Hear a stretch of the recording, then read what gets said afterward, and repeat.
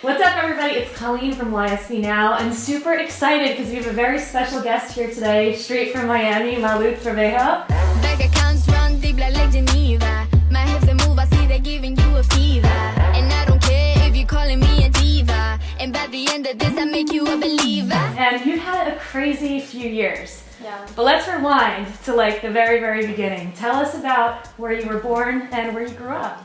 I was born in Cuba and I grew up in Spain. My mom is from Cuba, my dad is from Madrid. So I was raised in Spain and then I moved to Miami when I was like 13. Was it hard to like go to a new school? Because I feel like moving is pretty hard, let alone moving to a new country. It was. When I moved to Miami, I got a lot of bullying because of my accent and the way that I would act differently, because in Spain it's like a whole new different stuff. What was like different? What was like the biggest differences you experienced? I'll say the accent and like the way I would dress and all that stuff. People would make fun of that. That's crazy. And I think it's really awesome how you never forgot your roots. Now your music is so impacted by your background, right? How did you fall in love with music? Well, I started like posting singing videos. Standing in the front yard, telling me how I'm such a fool. Talking about I'll never ever find a man like you. You got me twisted. And then people just started like liking me, and I posted like dancing videos too. And then I always wanted to be a singer, but I was like scared. I was like, oh no, because of the bullying. People would tell me I was never gonna be nothing. But then boom, I got me a record deal, and I'm here to make music to inspire other girls and, you know, to make fun music too. What do you think gave you the courage to be like, no, I want to do this and kind of not worry about what people say? Because people are gonna talk about you no matter what. So you just gotta prove them wrong. Whenever they say you can't do something, even if you can't do it at the moment, you gotta prove them wrong that you will do it. Definitely. And it's so funny because you're like, and then I listened to them and I got a record deal. And like, that's huge. But like, what was how did it go from sort of like posting videos of yourself singing to like record deal, millions of, you know, listens and streams and all those kind of things? You know, when did you realize like, wait, this could be a career type thing? Well, I noticed it because I really wanted to make music to like inspire other girls, and I really love music, so I just wanted to be a singer. And then out of nowhere, I found out about my manager, so he hooked me up with a record label, you know what I'm saying? And then I got signed. It was all crazy. It was like fast. Yeah. Yeah, and then I recorded my first song. It took me a whole day to record it because it was like my first time in the studio. And then the second day I went and I recorded 20 minutes. So Nice. Now I want to ask, how did you celebrate when you got your record deal? And by the way, I just want to say, no one else can see this, but I love that like your whole family's here, because I feel like you can tell a lot about a person by like, you know, who they keep around and stuff like that. And I just love that like your family's here and it's like it's awesome. that was cool. But how did you celebrate? Like when you signed that record deal, what did you guys do? I think we had like a little party in my manager's house. We did like a barbecue and all that stuff. We always do that. Every time we drop a song, we do a barbecue. We eat brownies. I love it. You're not like going to like nightclubs. You're like, No. let's just like make some burgers. What's the process been like working on your first album? I love recording in LA because I record with Fliptones. The first ones I recorded a song with, and I just feel really comfortable with them, so I only do it with them. That's awesome. And what can you like tell your fans about kind of what's coming up and what music's going to be coming out and what can they look forward to in the coming year? Well, I have a lot of surprises that are going to stay as surprises. This is better. And then I have a lot more music coming out. I have an album coming out. Just working on what I love. Definitely. Surprises for them. Who do you really look up to and who inspires you? Well, I look up to Cardi. I look up to a lot of people. Nice. Have you had any starstruck moments? Like, have you gotten to meet anybody yet that you're just like, No, but I remember the first time Chris Brown followed me on my birthday and I was freaking out. Like, everybody was singing happy birthday to me and I was in my phone and I was like crying. And everybody was like, why are you crying? That's a good birthday gift, right? Yeah. It was like 2 years ago, and then Cardi follows me too. So No, are you serious? Yeah. That's awesome. Does she ever like or comment, or you're just like, hey? Like, I feel like you deal with a lot of the negativity, you know, and I feel like for whatever reason, it's like young artists who sort of first get known on social media, you're exposed to like a lot more criticism for some reason than somebody who, let's say, went like a traditional route. You know what I mean? So how do you deal with the haters on social media and all that stuff? And what's your advice for somebody who might be wanting to put out a music or a video of them singing, but is afraid that they'll get bullied, you know? Yeah, it's hard. You gotta get used to it.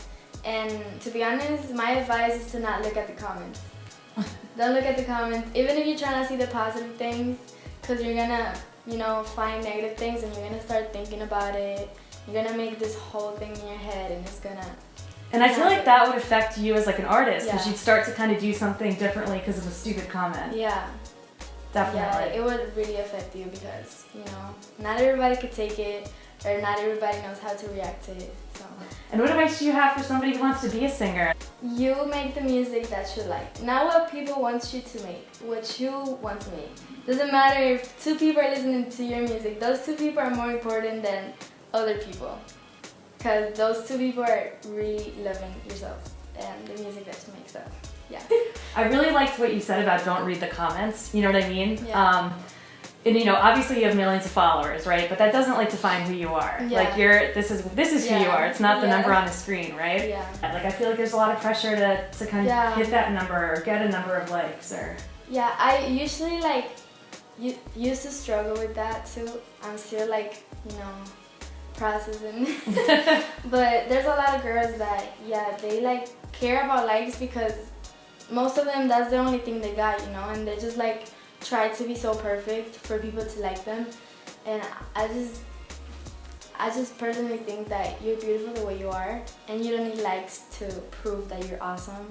You don't need likes to prove that you're someone important, you know. You definitely. just gotta be yourself, and whoever likes it, good, and whoever doesn't, goodbye. Yeah, that's Thank awesome. you. Next. Love that.